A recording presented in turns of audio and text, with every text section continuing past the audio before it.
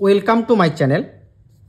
আজ আমরা করব কষে দেখি 9-এর অঙ্কগুলো। এর আগের ভিডিওতে আমি তোমাদের 2 থেকে 5 পর্যন্ত অঙ্কগুলো করে দিয়েছি। তোমরা দেখে না থাকলে ডেসক্রিপশনে লিঙ্ক দেওয়া থাকবে, তোমরা দেখে নেবে। আজ আমরা করব 6 থেকে 7-এর অঙ্কগুলো। তো এই 6-এর অঙ্কগুলো কি বলেছে, নিচের ভগ্নাংশগুলি শতকরায় প্রকাশ করে মানের ঊর্ধ্বক্রমে সাজাই। অর্থাৎ প্রথমে আমাকে শতকরায় প্রকাশ করতে হবে, তারপর ঊর্ধ্বক্রমে অর্থাৎ ছোট থেকে বড় হিসাবে সাজাতে হবে। তো প্রথমে 6-এরগুলো করে নিই, তারপর আমরা 7-এরগুলো করে নেব। দেখো 1 নম্বর অঙ্কটা কি আছে, 3টা ভগ্নাংশ আছে।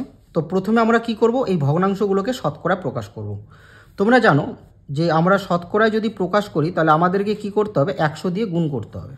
ঠিক আছে, তাহলে এটাকে যদি আমরা 100 দিয়ে গুণ করি তাহলে কত হবে, 2 50-এ 100, 50 কো 50। তাহলে শতকরায় প্রকাশ করতে হলে তোমাদের কিন্তু পার্সেন্ট দিতে হবে। পার্সেন্ট মানে হচ্ছে 100, তো 50% মানে হচ্ছে 100 ভাগের 50 ভাগ। এবার আমরা 1/4কে শতকরায় প্রকাশ করব, 100 দিয়ে গুণ করব। তাহলে 4 25-এ 100, তাহলে কত হচ্ছে 25%। তারপর আমরা 3/5কে শতকরায় প্রকাশ করব, তাহলে 5 20 100, তাহলে 3 20 কত হচ্ছে 60। তাহলে আমরা কি পেলাম, 50%, 25% আর 60%। এবার আমাকে কি করতে হবে, ঊর্ধ্বক্রমে সাজাতে হবে, অর্থাৎ ছোট থেকে বড়। তো চলো, ছোট কোনটা, ছোট হচ্ছে 25%। 25% মানে হচ্ছে 1/4, তারপরে 50% হচ্ছে 1/2, আর 60% হচ্ছে তোমার 3/5। তো তোমরা প্রথমে এগুলো লিখে সাজাতে পারো, নয়তো ডাইরেক্ট তোমরা সাজাতে পারো। তো এই হলো তোমাদের 1 নম্বর অঙ্ক।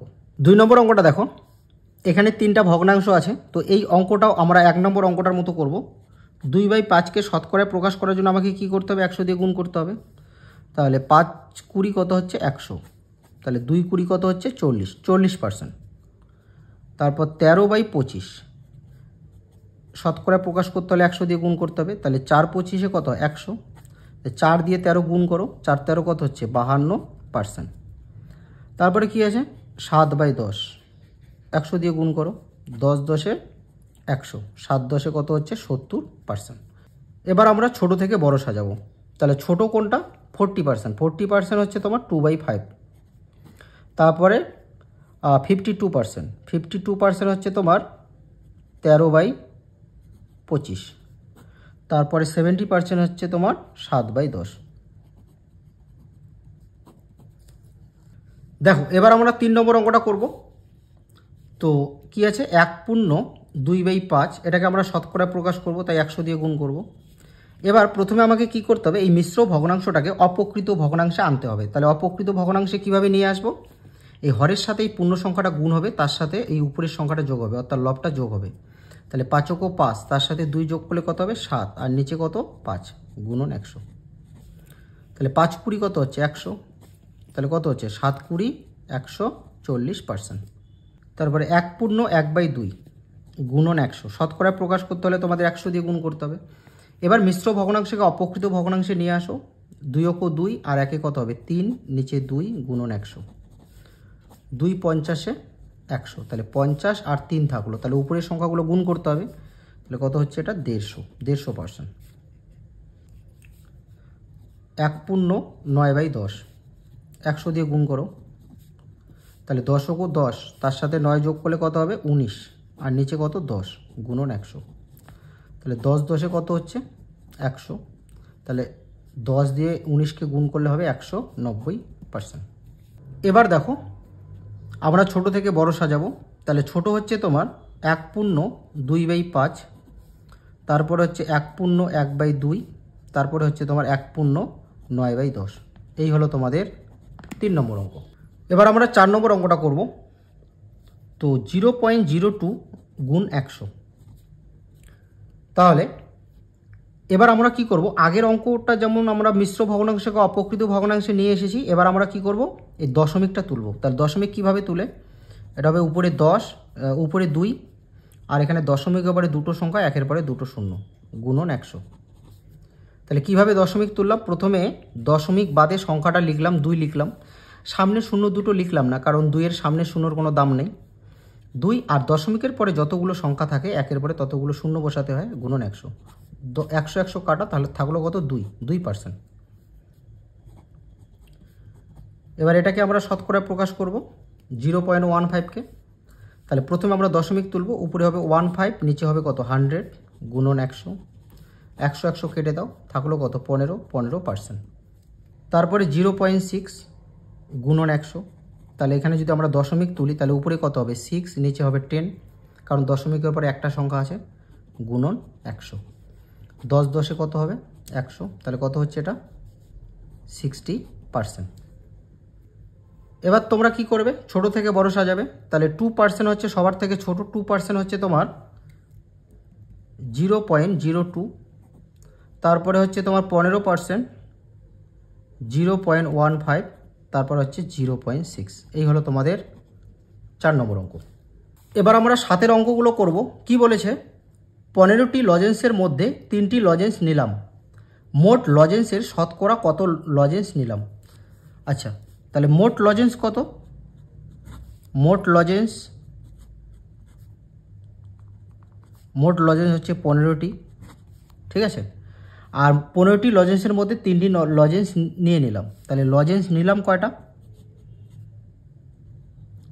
লজেন্স নিলাম কয়টা? 3টা। তাহলে সুতরাং কি বলছে? মোট লজেন্সের শতকরা কত লজেন্স নিলাম? তাহলে লিখব সুতরাং লজেন্স নিলাম,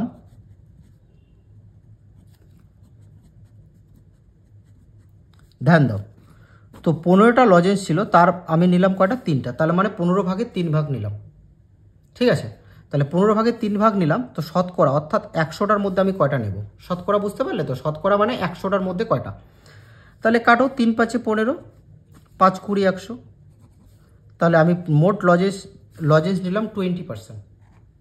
বোঝা গেল? 2 নম্বর অঙ্কটা কি বলছে? 24টি কুলের মধ্যে 6টি কুল পচে গেছে। তাহলে মোট কুল কয়টা ছিল?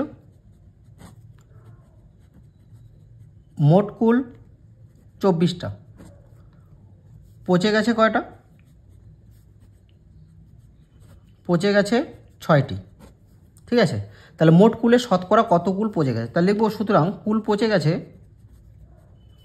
কুল পচে গেছে, ধ্যান দাও, তার মানে 24টা কুল ছিল, তার 6 ভাগ মানে 6টি পচে গেছে, অর্থাৎ 24টি কুলের মধ্যে 6টা কুল পচে গেছে, তার মানে 24 ভাগে 6 ভাগ পচে গেছে।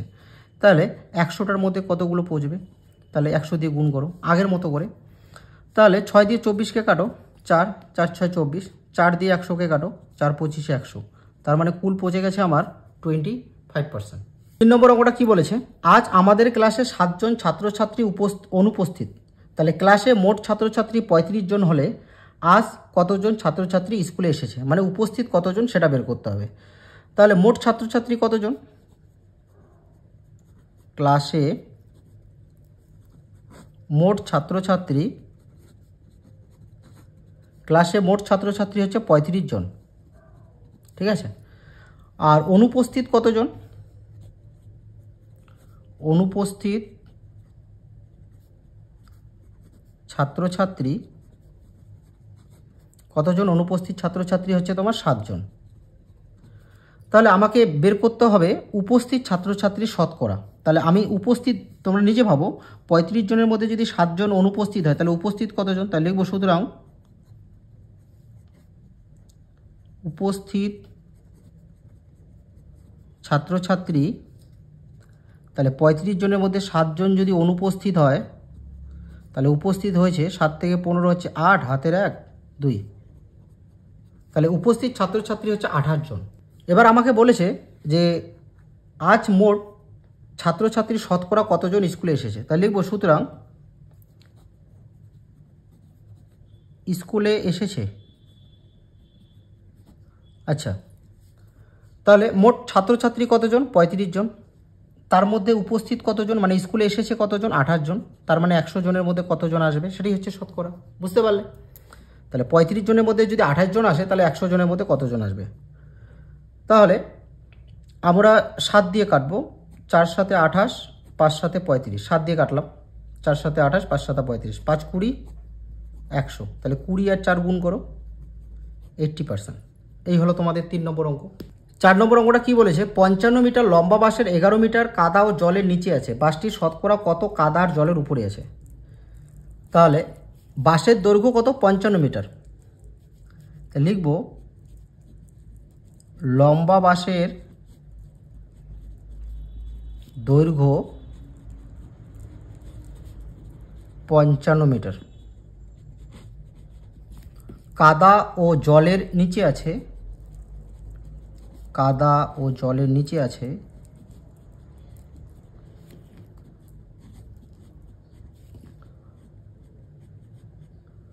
কাদা ও জলের নিচে আছে 11 মিটার।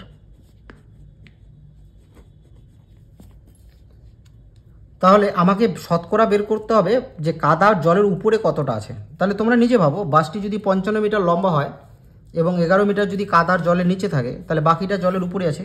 তাহলে লিখবো কাদা ও জলের উপরে আছে। তাহলে 55 মিটার থেকে 11 মিটার বাদ দিয়ে দাও, তাহলে হচ্ছে তোমার 44 মিটার। কেন উপরেরটা বের করলাম, কারণ আমাকে উপরের শতকরা বের করতে হবে। তাই লিখবো সুতরাং কাদা ও জলের উপরে আছে।